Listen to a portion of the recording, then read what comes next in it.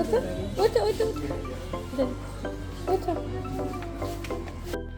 এই হ্যান্ডমেড টয়েসগুলো দেখেই কিন্তু বোঝা যাচ্ছে যে আমরা কোথায় চলে এসেছি।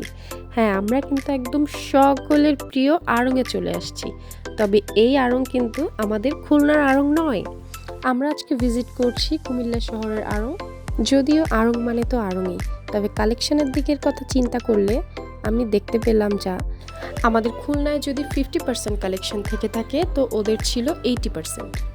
প্রত্যেকটা প্রোডাক্টের এত ভেরিয়েশন, আসলে মেয়েদের যে ড্রেসেসগুলো এগুলোর এত কালেকশনস ছিল, শাড়ির এত কালেকশনস ছিল কি আর বলবো। আর ব্যাগের সাইডে যেহেতু পুরোই মাথা খারাপ হয়ে যাচ্ছিল, এত সুন্দর সুন্দর ব্যাগ ছিল।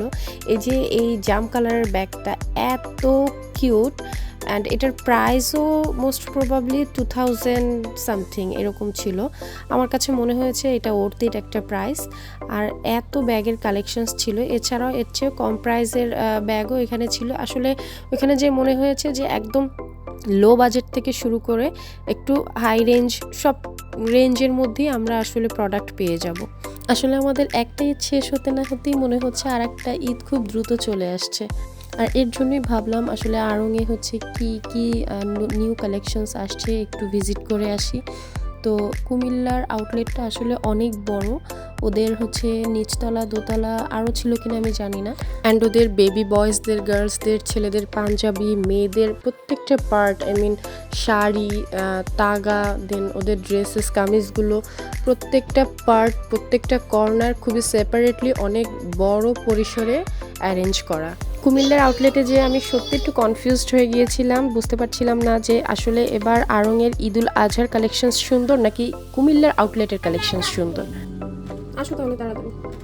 আর এদিকে শেহরান আবার ওর আম্মুর জন্য একটা ড্রেস চুজ করে রেখেছে, সেটা আমি নিচ্ছিলাম না বিধায় সে রাগ করে ট্রায়াল রুমে বসেছিল। এই তিনটা নিবে। মাশাল্লাহ, ছেলে আমার বড় হয়ে গেছে, সে এখন নিজের ড্রেস, আম্মুর ড্রেস সবই পছন্দ করে দিতে পারে, আর তার পছন্দই সব কিছু নিতে হয়, এরকম একটা সিচুয়েশন তৈরি হয়েছে। হ্যাঁ,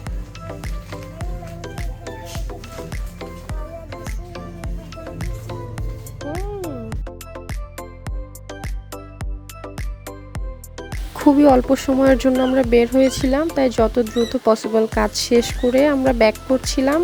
আর শেহরান, সে তো আলহামদুলিল্লাহ বড় হয়ে গেছে, নিজের কাজ নিজেই করতে পারে, ব্যাগটাকে সে নিজেই হাতে নিয়ে নেমেছে। অ্যান্ড দেন হচ্ছে তার ভাই বোনের স্কুলে এসে সেখানেও কালারিং বুক কিনতে হয়েছে। আসলে বাইরে বের হলে, ছোট মানুষ নিয়ে বাইরে বের হতে গেলে কাজের শেষ হয় না, ওদের পছন্দের শেষ হয় না, তো টুকটাক কিছু জিনিস পারচেস করতেই হয়। তো তারপরেই হচ্ছে আমরা মোটামুটি এই কাজগুলো শেষ করে বাড়িতে চলে আসলাম। তো আজকে এই পর্যন্তই, সবাই ভালো থাকবেন অ্যান্ড দোয়া করবেন আমাদের জন্য। আল্লাহ হাফিজ।